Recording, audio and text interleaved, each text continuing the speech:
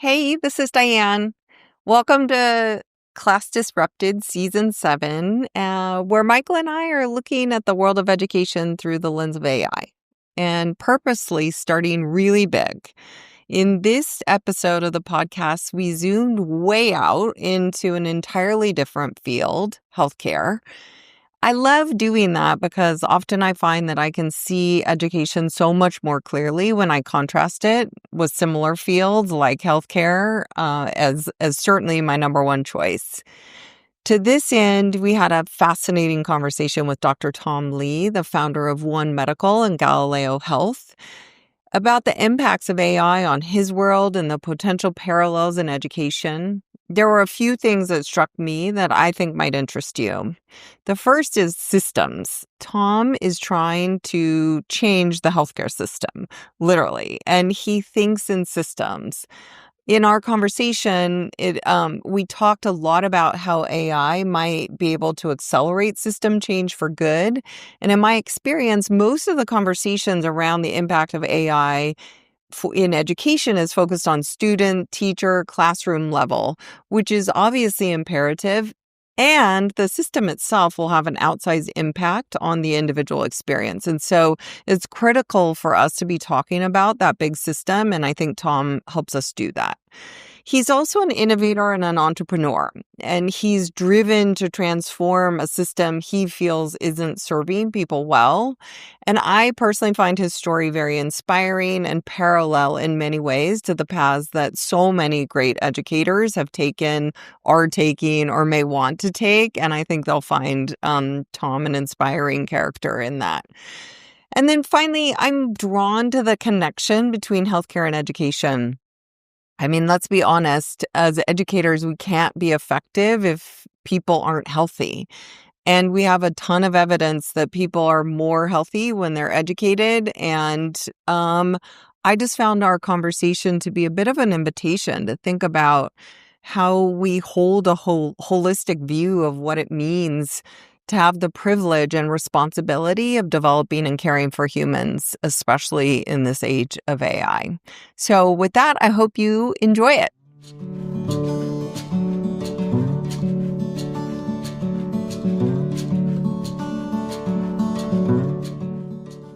Hey, Michael. Hey, Diane, it is good to see you. And I'm excited for today's conversation because actually, I'll out ourselves. Jeff Salingo on my Future You podcast, he and I, a few years back, we had some healthcare folks come on the higher education because we thought M&A, healthcare, there's been a lot of it. Maybe there's something we can learn about in colleges and universities because there needs to be a lot more M&A, frankly.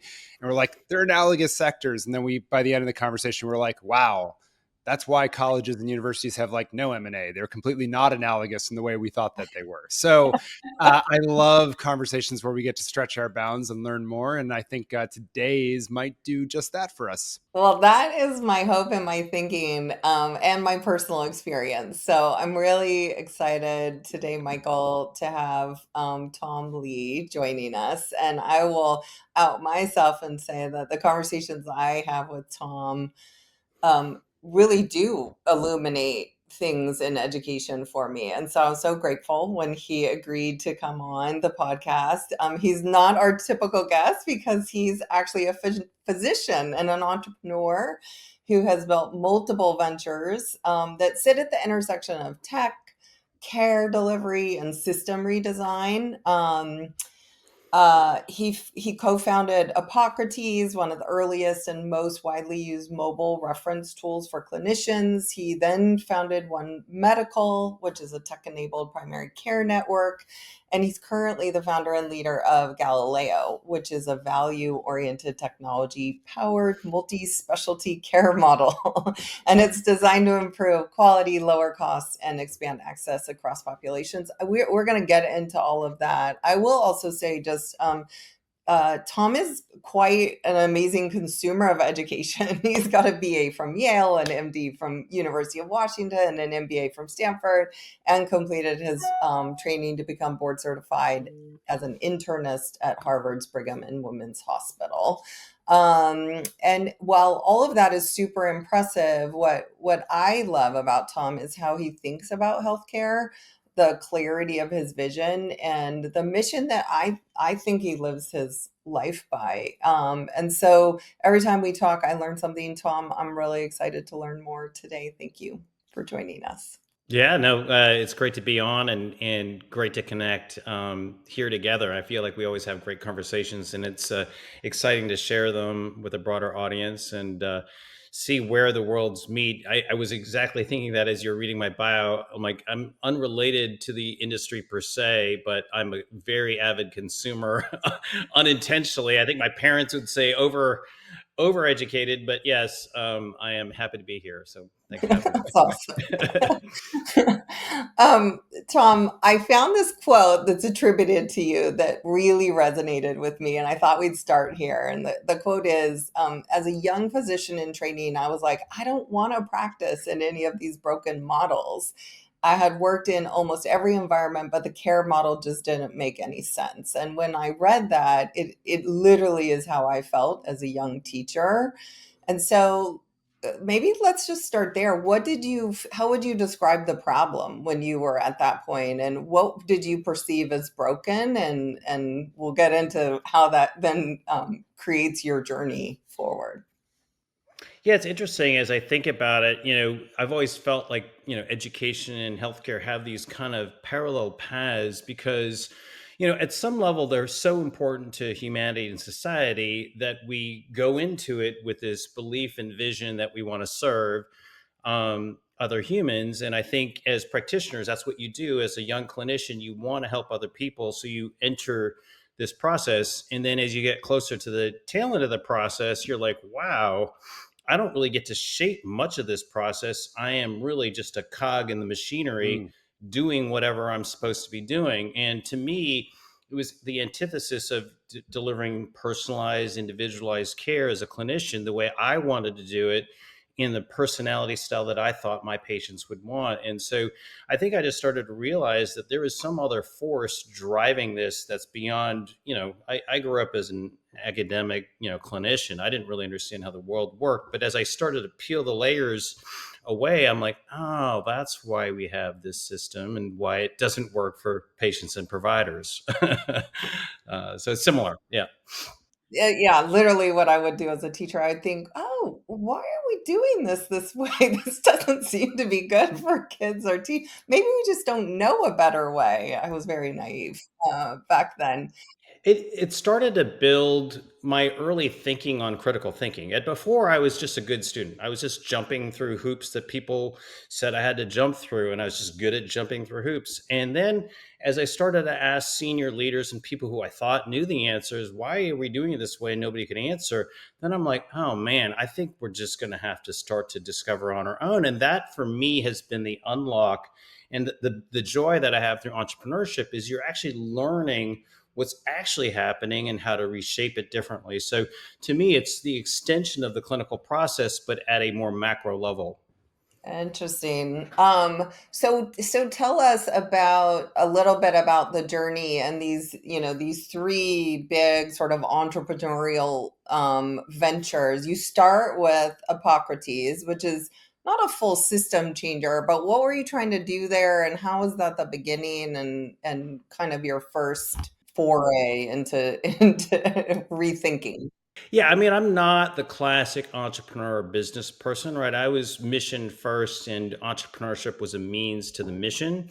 And so for me, I was naive to the economics of healthcare, the organization of healthcare, the policy frameworks. And so to me, going to business school was really just the beginning step to understand how the other world thought. And, I really imagined myself invading the enemy camp to go to business school.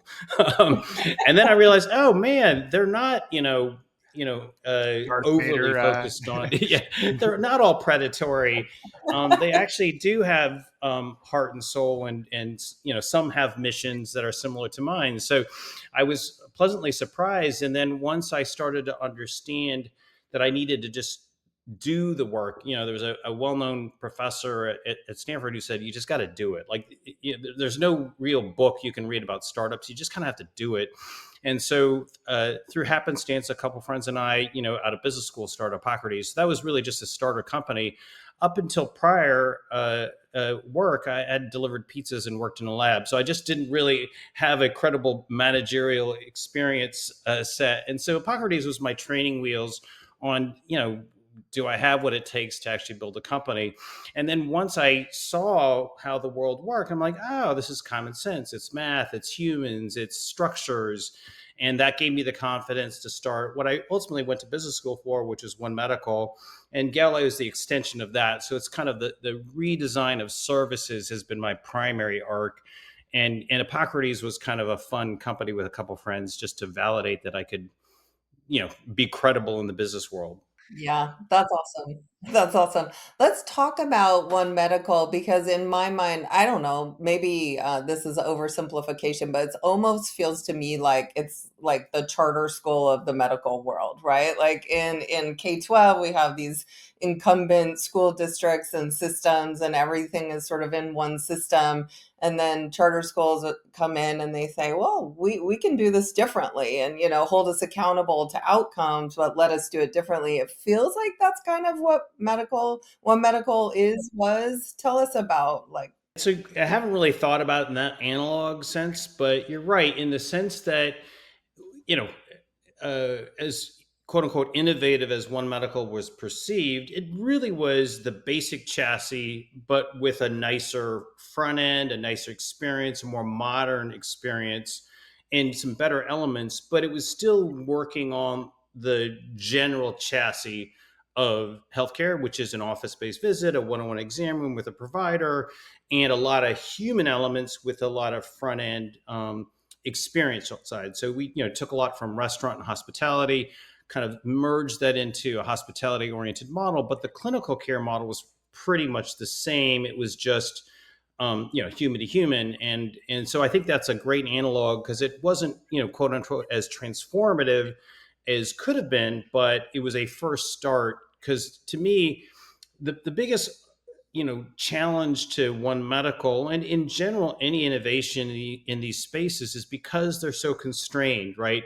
There's certain regs and rules, there's certain payment architectures predefined. It's not really a free market enterprise, and so you're really trying to optimize things that aren't optimized in the system. The system design is actually quite contrary to what patients want, what providers want, and so you kind of have to innovate within those constraints. And so the challenge is economic innovation and experiential innovation to make that all work. And so that's what the first innovation was at One Medical, is validating that you could even build something higher touch within the economic constraints of healthcare. Yeah. yeah, and it seems that like your use of technology there was more sort of basic infrastructure, right? I think you started with video appointments, which I think feel kind of common now to people, but certainly weren't when you were doing them. But beyond that, am I missing something? Was there a technological component there that you felt like? There was, but it was a first gen thing, partly because of what was available then. Back when I started One Medical, it was like quote unquote Web 2.0. The fact that I could buy something online, was a novelty. The fact that, I was starting to get an iPhone, right? Like the smartphones weren't really a thing at the time. And so it was really web first, not mobile first, as the environment back then. And it was certainly what I call first gen tech. So a lot of the tech that we built was supportive on the back end. So our administrative personnel, our clinical professionals used our back end systems, but they weren't the most robust back end systems because they would just do the work but easier and better. And we were one of the first companies as a service business to do our own electronic health record, which at that time seemed crazy, but the tech was getting good enough that we could do it reasonably well, and it allowed us to do the basic stuff. But obviously the tech has changed so much over the last 10 plus years that now the platform is completely different. Yeah, and so that takes us to Galileo that you're working on now. So tell us a little bit about how that's different. I don't think it's the standard chassis. Maybe I'm getting that wrong. And where's, I think you're doing significantly more with technology now. Yeah, that's right. The front end is still nice and easy to use and modern and all the things that people would expect from a One Medical experience. The key difference is the work itself is now different. So the tech stack is much more sophisticated. We use data throughout, meaning when we started Galileo, we could see where data and intelligence was going to be, and we wanted to design the operational infrastructure to support data intelligence AI into the care itself.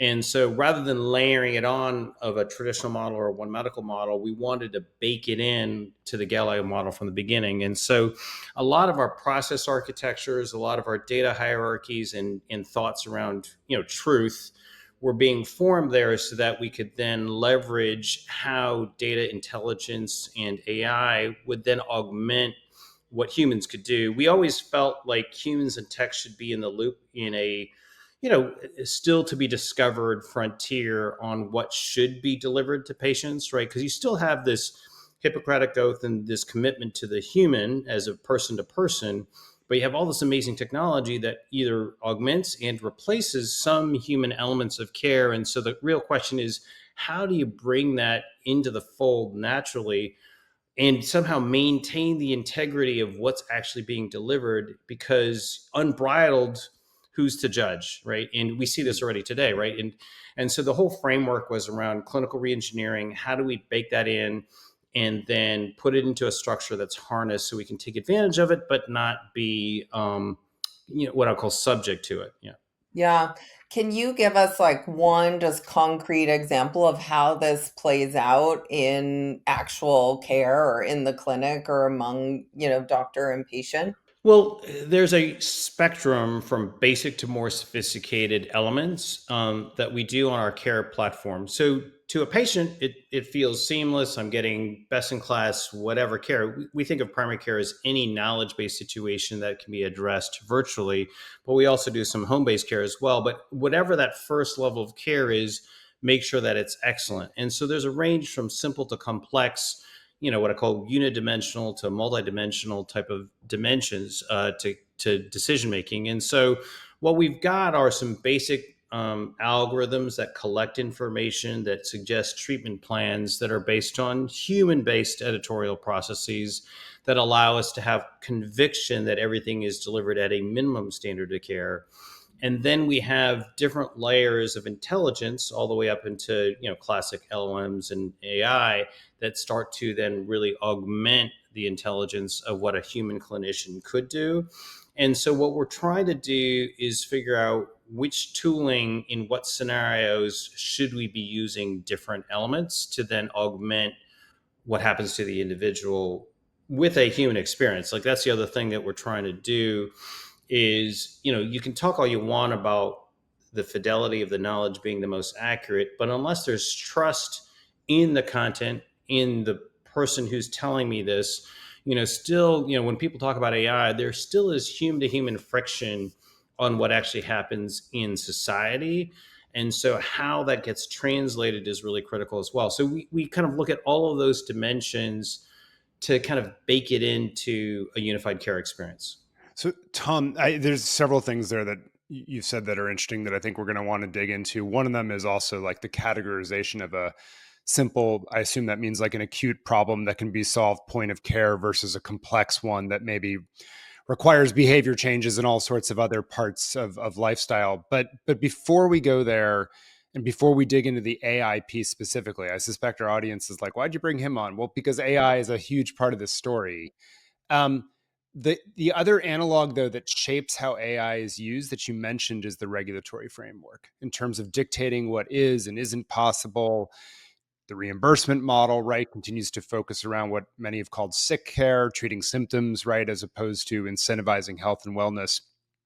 How do you think about sort of finding areas and business models that can go around and transform that system? And what are the broader lessons like, education can be thinking about if you extract from that as you create these new models? Yeah, I think there's no question. The way we look at it is AI is, again, a means to an end. And so you have to think about what are you trying to accomplish here? And so if your goal, again, I'm not saying this is our goal, but, Sure, if but your just goal is generalize, to yeah. improve well-being and lifestyle and preventative health as just an example, as the current healthcare system tends to not really reward and reimburse preventive health and wellness, um, then you can design a care model that can leverage AI to do more of that, partly because, to be frank, it doesn't pay for itself. And so you need to find more efficient frameworks there, and AI can provide those more efficient frameworks. The real question there then is, what is the content, and how clear and validated is the content, and or what are the tooling needed to do that? So in any quote unquote goal, you can use different elements to then augment and change the experience, the content, and the economics all holistically. For us, we do that plus what we call urgent care, primary care, longitudinal care, multi-specialty care. When you think about kind of quote unquote the service that people want from the medical system, it's actually not just one thing. It's a lot of little things. And you ideally would like a provider or an organization to handle most of those situations, especially one that has a trust authority. And so what we do is we try to think about the broad set of use cases, including wellness and prevention, but bake it into a unified economic framework. So we're looking at all the different goals and trying to put it into what we call as our kind of North Star, which is really long-term population health. This is where the parallels to education are so similar, right? I mean, we both, yours is a little bit more life and death than ours, but honestly, education feels life and death. We feel like we're raising whole humans for their life. There's the privacy considerations, there's the regulatory frameworks and constraints. There's so many things that are parallel. And what as you're talking, I'm mapping it on to what we do in schools, where there's a lot of goals and purposes that we have in schools that they're not actually funded or paid for, or the thing that technically we're accountable for, but we know are good for young people and we want to do them, but how do we squeeze them in? And so I'm listening and learning from you about how to think. Yeah, because it sounds like one of the things, though, Tom, that using AI allows you to do is break some of these trade-offs maybe that had existed before. And so I'd love you to like sort of walk through how maybe like the trade-offs, some of that it breaks, and what it allows you to build that maybe isn't getting directly funded but can be done now, if I'm understanding you correctly. Totally. And this is kind of, pre-AI, the same mindset, which is, most of the world, particularly from a managerial perspective, kind of view things as, zero sum, or on, what people call a quality cost frontier. I can have higher quality at higher cost or lower quality at lower cost. And it's just binary. I can either titrate it up or down, but that's it. And the beauty about entrepreneurship and innovation mindset in general is you can actually get higher quality at lower cost if you're creative. And so that's process redesign, that's people and training and skills, and it's also tech and automation and AI. So AI is just another tool to push the quality cost frontier out, which allows you to have higher quality at lower cost. And so you can name whatever your output is. If it's educational goals of a variety of set, you can do more for less. And so one thing that people would always ask us about when medical was, and the same thing with Galileo, is how are you able to transform the industry when you're working within a broken industry? And our answer is we're working within the current broken system, but optimizing what you can do against that. And again, it depends on what kind of constraints there are. But if you can achieve better results more effectively and efficiently, and again, healthcare has some analogs. There's some forced staffing roles and forced ratios, which sometimes create that arbitrary negative constraint, which is basically it doesn't allow you to innovate. But outside of those areas, if you're able to optimize, you can have happier workers, better outputs, and lower cost, infrastructure to really enable your goals. And then what we do is we take that extra savings and apply into areas of mission that are important to do from a quality perspective that likely won't get paid. As an example, chronic condition management is a quality property. It takes time and energy to better manage chronic conditions. It's not really well reimbursed in the current economic architecture. And so you just kind of have to do it. But if you do it effectively, efficiently, then you can actually get the results done and not hope that you get paid more for it per se. And so there are a lot of these little trade offs you're making by getting core efficiencies there, through process automation and re-engineering. You can take some of those savings and reapply that to mission, where it's unlikely to be reimbursed outside of a big policy framework shift. There's another point you made in there as well, which is sort of about breaking these trade-offs between, low money, low quality, high money, high quality. In higher ed, for example, they often call it the iron triangle: quality, cost, access. You can play with two, but not all three. But I love your the way you said it. Entrepreneurs exist to change those trade-offs in what you create as you build solutions. I'm curious how you see AI as a result, like helping existing models of care that have been around for, the hospitals and doctors' offices that have been around for years, versus the creation of new models with AI sort of centering, right, and breaking some of these trade-offs. Like, how should we expect incremental versus transformational applications of AI in each of those settings? Yeah, I think it's an interesting time right now. We don't know what's really going to transcend over the next several years. What we see in the healthcare ecosystem are some of the more savvy, larger institutions, so the entrenched and more, heavy iron type of hospital systems, but those with enlightened leadership leaning into AI, taking advantage and harnessing that and transforming their organizational operations. Now, it's still not dramatic, but it's certainly quite significant. And we're seeing some organizations that are starting to do that. And whether that innovation will be durable and completely transformative, I think is, to be seen. And my bias is I think there's going to be probably a ceiling on what even the most savvy large institutions can do because of, the habits and norms of these large institutions, and frankly the breadth and complexity of the large institutions.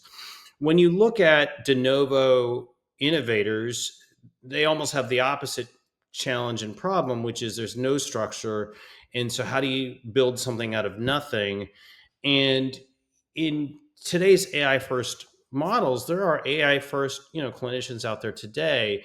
But the problem there is there's not really a great economic architecture to monetize. There's not a great organizational infrastructure. There's not a great trust infrastructure. And so because of that, it's hard to say whether anything is going to truly take hold from almost an ether perspective, an AI first framework. Yeah, who knows, right? That'll all just be dependent on what's been built.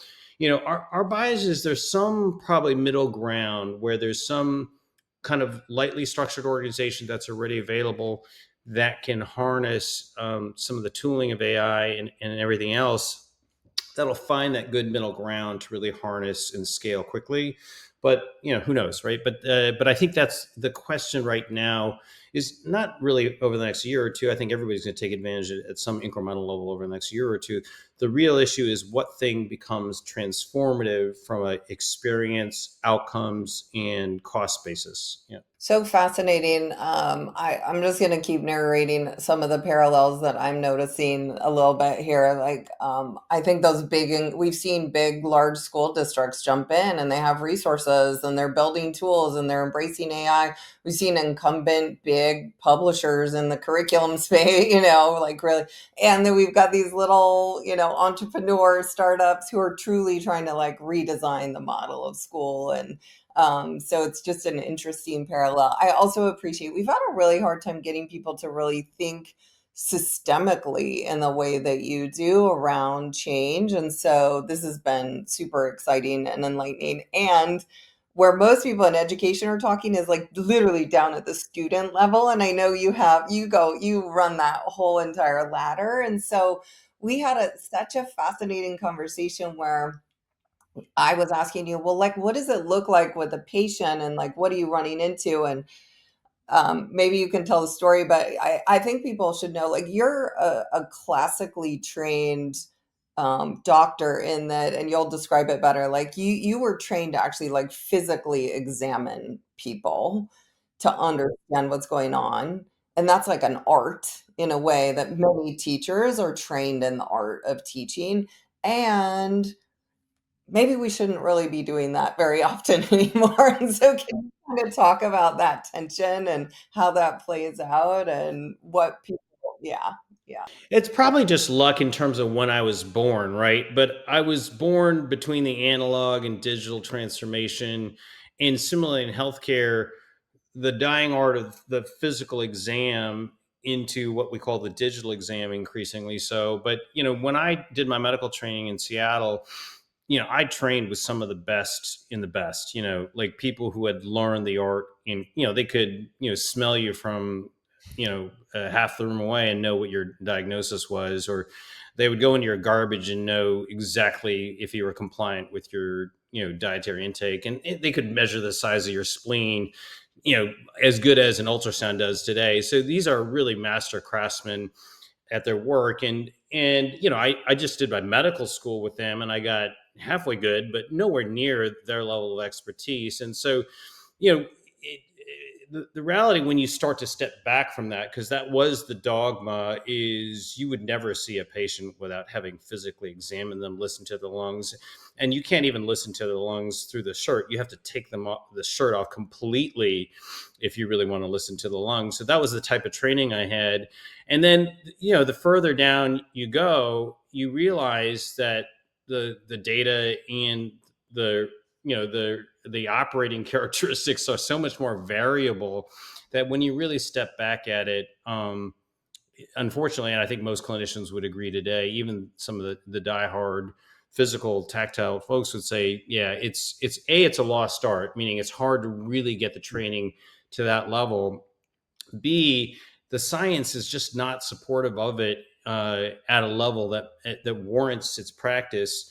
And today, technology and lower cost tests and non-invasive tests are becoming so cheap and available that it's really flipped the script on what should be the standard of care for examination. And so, very enlightened doctors who don't, again, if you come to see me, it's kind of like, well, you're not examining me. It's like kind of a weird thing, but that's kind of the pressure that a lot of clinicians have. But the reality is that it's just not the standard of care, increasingly so. And so it's just these habits need to change, the whole practice of medicine hasn't fully evolved to that just yet. Yeah. It feels so parallel to teaching to me. I was with some incredible master craft teachers this past weekend, and they truly are extraordinary. The way they orchestrate a classroom and move young people along and all of that. And there's not that many of them, and training them and developing them is so expensive and long. And we have other ways of measuring and understanding where everything student is, and so but I think the same thing happens for you, where patients are like, but wait, I want to see my doctor in person. I like seeing my doctor in person. Don't take that away from me. And it sounds like you might have that a little bit on the doctor side as well. How do you think about that sort of human change management process? Well, part of it is you have to be intentional, right? It's the same thing. What are you trying to accomplish here? And if human contact is important for either side for different reasons, then you have to bake that in. But you just have to knowingly bake it in, not just blindly bake it in. And so when you think about physical experience, instead of saying, I have to do it every time for this situation, instead saying, when is a physical interaction valuable? When is a face to face interaction valuable? And how do I layer that into the journey so that when I'm doing it, it's deeper, more meaningful, impactful? And then everything else can be done by automation and everything else. And so it's really just starting to kind of break out the experience into the components and then being more intentional about it. Yeah, I mean, that segmentation you keep doing that I think we don't do nearly enough of with precision in education keeps striking me over and over again as you think about not only modularizing the experience, but then creating a better integrated experience, frankly, as well. I'm curious, part of that also is maybe who the first users or patients, right? Like, who is there a right first profile, if you will, for a new system? Like, who should you serve first, if that makes sense? And I'm curious because it's something we grapple a lot with in education of, whether it's income stratas, whether it's race, whether it's geography, like it's a question, type of learner. We have all these questions of responsibly speaking, who is the right learner, but also who is the learner that's ready for maybe this radically new way of doing things. How do you think about that when it comes to healthcare? It's a great question, and another great analog between the industries. You know, both industries serve. The intent is to serve all in a fair way, right? And that's kind of where we ended up with these societal Cornerstone. Yeah. norms, right? And so with One Medical, it was mostly an urban commercial solution, right? And there was a bit of a premium to it, so it wasn't designed for everybody, but it was designed to validate the first gen model of what could be offered to people that I was familiar with, for the most part, which is my peers. Galileo was designed to be for all populations. And so that exercise of designing Galileo has been much more challenging. And because of that, we needed to think more as a platform against all life types. And so unlike a One Medical, Galileo focuses on complex debilitated seniors, low income, complex behavioral health populations, as well as the, millennial and or the high flying exec. So all of these populations we need to be more intentional about. And so when you're trying to serve the population, it's 10x more difficult. So I wouldn't recommend starting there, but it can be done. And the way to do that is to break it down into the types of people that need X types of interactions first, and then Y type of interactions second. And Okay. you break it down into problems. As an example, we are not expecting seniors to text us their mobile number, to install their app and start communicating with our providers on day one. And so we have phone numbers and we have traditional offices and ways to gauge seniors first in a way that they're familiar with. That being said, a percent of seniors then get comfortable with the team and then might be curious about doing a web-based video visit with the team. And so we graduate people along a spectrum of comfort based on where they start. And so we often just kind of breaking down the populations based on who they are, what their mindset is, and then bringing them on a journey and being able to accommodate all of those under a common chassis, which is the key. And so you still have to organize your work in a very general way, but think about the interfaces to those individuals in a very kind of customized way.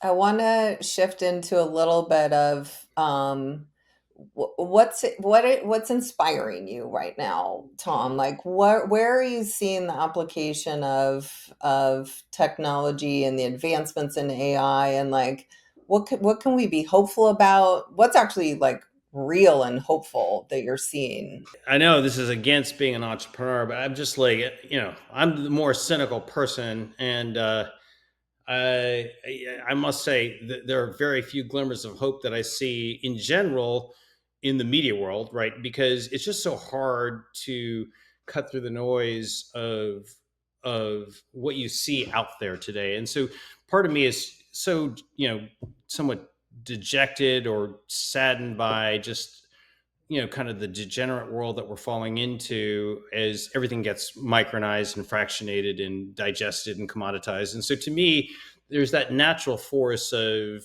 the singularity that's kind of breaking us all apart.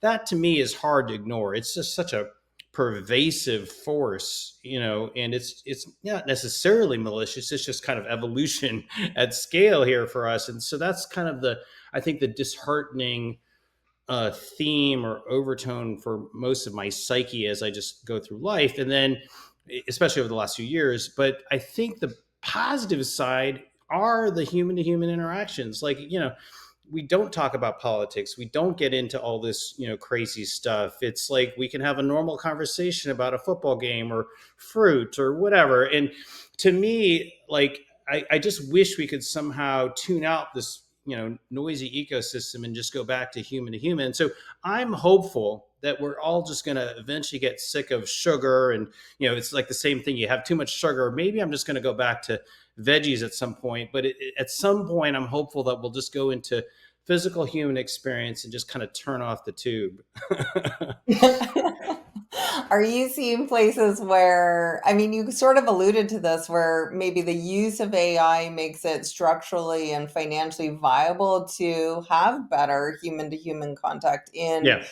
care setting, and what does that look like? Yeah, and I'm also just thinking, I feel like you told me a story about how, if I remember correctly, you're starting to use AI to do the follow-up calls. So like if someone's had a procedure, like this happens all the time where, I have a procedure and the next day my doctor calls me to check on me.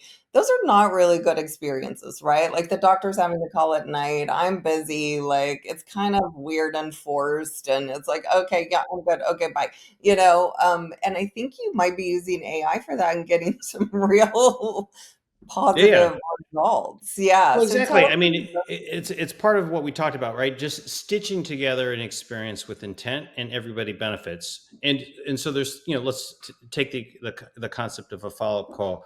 There's three ways to do it in theory. Um, One is the provider physically calls you, which is not reliable and scalable. It's nice if it happens, but it's just not likely to happen given the cost of it. The second is to have an AI chatbot pretend to be the doctor, and over time, it's just going to feel artificial and saccharine, and you're just not going to feel like, wow, that was really fine. And another is to kind of create an experience that is much more intentional. That said, hey, Dr. Blah asked me to check in. I'm an AI agent. I'm here to answer any questions that you might have. And then, should it need to be escalated, I'm happy to bring in Dr. Blah. So there's lots of ways to stitch these together so that they're much more human, but you know what you're interacting with, and it's transparent, and the intent by the human still gets expressed through that, which is, it's not a robot, it's not automatic every single time, but it's triggered by somebody's intention. And so those little nuances, I think, help express the humanity behind the tech, and hopefully, we'll still reward that in society somehow, but who knows? Yeah, that's the hope. It's interesting hearing you say that also, because it strikes me one of the concerns we've had in the education world, and we had a guest last season, Julia Freeland Fisher, who's thought a lot about um, companionship, right? And AI sort of disrupting companionship and maybe taking humans out of our lives. But the vision you just painted would be the AI doing the stuff that humans don't really want to be doing right now. It's not actually a very human interaction. And then being super transparent about what it is to create the opportunity or free up more time for when the human really is valuable. If I'm understanding how you're thinking about that. A little bit, exactly. Let me take that example, which is a great analog here. You know, AI has the potential, as we've seen, to be an intimate advisor, therapist, counselor, whatever. Would you rather have the supervisor of that person or AI agent be a social media company or a therapist? And so behind the technology is what matters. And so increasingly, I think the trust authority that humans can provide helps provide that confidence of how you're interacting with the AI agent. That's kind of my hope, is rather than just using some random generic corporate thing, is that uh, trusted authorities facilitate that, oversee it, put their stamp on it, and now, yes, you can still get the same experience, but it's you can have some conviction that it's guardrailed and a bit more intentional. It strikes me that might be a nice way to do a regulatory guardrail that doesn't stamp out the innovation and sort of the productivity gains that you're talking about, but also allows us to not lose some of the things that are important, whether from quality of care or humanity, frankly, as we interact with Yeah. each other. But yeah, Hmm. Diane, where do you want to go? Well, I mean, I feel like we could go on forever, but I actually think that maybe that's a really interesting place to close for the moment, in that what it says to me is like we, those of us who are on a mission, who are expert in our work, have a huge role to play, and it's almost a responsibility of ours to understand and engage with the technology so that we can be those trusted sources, as you just said. Around like the counseling. I mean, this is completely present right now with young people, and who's behind it, who is really, really critical, and maybe the place we should be looking as opposed to just to technology writ large. And so I love that. Yeah. So before we let you go, Tom, we want to pick your brain for something you've been listening to, watching, reading lately that is interesting and that you'd like to share with our audience. I mean, in my life these days, the easy default is my kids, who are now 5 and 3. So I find them just fascinating, just as humans, and it's fun, as a clinician to see biology, right before your eyes grow. But no, I mean, outside of my kids, which are garner most of my attention, the book that comes to mind that I've been reading is. Again, it's completely random. It's just a moment in time that I happen to be reading Unbroken, but it's, about this Olympian. You guys might know this story, but, out on a raft for, umpteen 40 plus days or something. And part of the reason why I find that book just so helpful today is, we think we have it tough. People complain Mm-hmm. about society and life. And I'm like, yeah, we don't really have it that tough. And if anything, it's like, we should be thankful for all the people that have had really tough journeys on our behalf.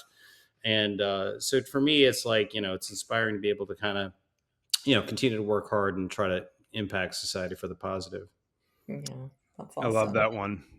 Diane, maybe I'll go next and let you close out this episode. We Great. switched around, just because I know you have a really interesting one. Mine has been lighthearted. I've been listening to a book called The Warrior, Rafael Nadal and His Kingdom of Clay, by Christopher Clarey, who's the former New York Times tennis beat reporter. He wrote a biography of Federer that I confess I enjoyed a little bit more, even though I'm more of a Rafa guy as a lefty. But it's been a great dual thing, both the biography, but also a biography of Roland Garros and the French Open, which has been sort of an interesting dual structure to a book, and I've been enjoying that. What about you? Well, good job going outside of the day to I've day. been escaping. I'm I'm gonna escaping. fail on that one. But so I watched the interview between Ross Douthat and May Mailman. And for those who don't know, May was until very recently the White House senior advisor for special projects, and in that role, she was the architect for the Trump administration's crackdown on higher ed. And in her words, the effort to, quote, end the culture of victimhood on college campuses. And so, anyone who listens to our podcast should know that I'm very interested in conversations that get to the nuance of differing viewpoints in respectful ways, where you can actually hear what people are saying, because they aren't yelling at each other or talking over each other. And I just found the conversation really informative, provocative, and important, given the work that Michael, we do in higher ed and ed. And so, yeah, recommend. Fascinating. I'm adding it to my list, so I appreciate you calling it to my attention because I didn't know about it. So thank you.